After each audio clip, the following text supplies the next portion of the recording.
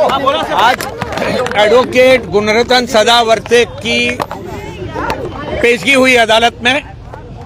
उसको करीबन 2.5-3 घंटे तक सुनवाई दी है मजिस्ट्रेट साहब ने। और उसमें हमने अदालत को ये बताया है कि जिस दिन ये घटना हुई है उस दिन सदावर्ते जी मैक्स ट्रिब्यूनल में चेयरपर्सन जस्टिस मृदुला भाटकर जी के सामने आर्गुमेंट कर रहे थे और उनका कोई रोल नहीं है।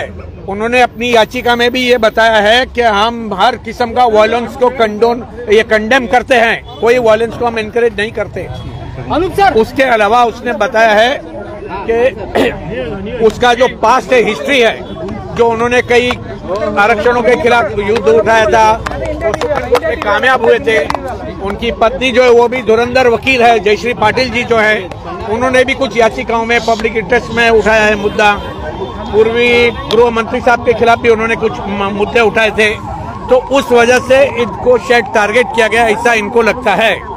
इनका और ये भी कहना था कि हमने कुछ पॉलिटिकल लीडर्स के खिलाफ कुछ 600 करोड़ के घोटाले के मामले में तकरार की थी, जो 15 मार्च 2022 को की गई थी। उसमें स्टेट सीआईडी ने उनकी स्टेटमेंट 26 मार्च 2022 को रिकॉर्ड की है, 64 पेज की स्टेटमेंट। और वो वजह से कहीं उसमें केस रजिस्टर न हो जाए, शायद इन पे दबाव डालने को इनको खोटा फ्रेम किया गया है। उसके अलावा मान के चले कि उसको गिरफ्तार करके भी लाए तो हमारी ये भूमिका थी कोर्ट में कि उसको कस्टडी की कोई जरूरत नहीं है, उसके पास से कोई रिकवरी करना नहीं है चीज।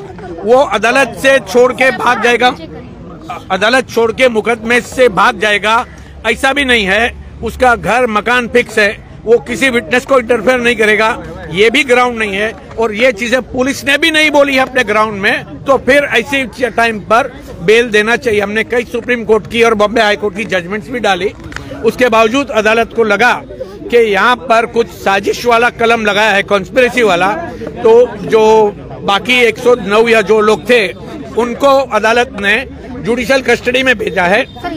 उसमें एक ऑब्जर्वेशन दिया है अदालत ने कि सदावर्ते जी को हम पुलिस कस्टडी में दे रहे हैं और 2 दिन की जांच जो 11 तारीख तक रहेगी, उसमें अगर कुछ निष्पन्न हुआ कॉन्स्पिरेसी का मामला तो ये आरोपियों को दोबारा कस्टडी में ले सकती है, ऐसा ऑब्जर्वेशन किया। इस बीच में सदावर्ते ने बताया कि उसको एक पुलिस अफसर जो अरेस्ट करने आए थे 20-25 जन, उसमें कोई एसीपी शिंदे था, जिन्होंने उसको असॉल्ट किया और उसमें उनकी उंगली पे जख्म हुआ।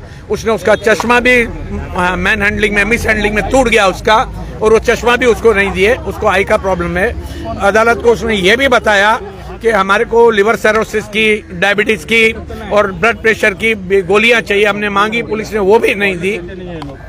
उसके अलावा और एक शिकायत थी हमारी कि कल जब पुलिस स्टेशन पे लाया गया और उसके बाद दोपहर रात के 1 बजे से लेकर सुबह तक हमको पुलिस स्टेशन से या हॉस्पिटल में एक बार भी मिलने नहीं दिया गया, कोई इंस्ट्रक्शन लेने नहीं दिया गया। डायरेक्टली हमको कोर्ट में बेल एप्लीकेशन जो पता था वाइफ को, उस आधार पे बनाई और जो उसकी शिकायतें थी वो हम नहीं डाल पाए, वो उसने अदालत को बताई। सारी चीजें जज साहब ने ऑर्डर में ली है, बहुत डिटेल्ड ऑर्डर पास किया है जज साहब ने, और हमें यकीन है वर्कर्स को जेसी मिली है, किस ग्राउंड पे मिली और 14 दिन में वो बेल अप्लाई कर सकते हैं। यस, उसमें सरकारी वकील जो है प्रदीप गरत साहब, उसने पुलिस की तरफ से ये भूमिका ली थी कि हमारे को ये 109 की भी कस्टडी चाहिए और इनको हम कॉन्स्पिरेसी के लिए जांच करना चाहते हैं। तो अदालत ने, मजिस्ट्रेट साहब ने एक बहुत बढ़िया प्रश्न किया कि आप 109 जन की कस्टडी लेंगे 2 दिन के लिए, उसको किस किस को और कितने टाइम में इंट्रोगेट कर पाएंगे? मेरे हिसाब से ये 109 जन की कस्टडी का जरूरत नहीं है, ऐसा संभाषण कोर्ट में हो गया था। और फिर ऑर्डर में भी वो रिफ्लेक्ट हुआ है कि उनको जुडिशियल कस्टडी दी गई है और फिर पुलिस कस्टडी सदावर्ते जी को।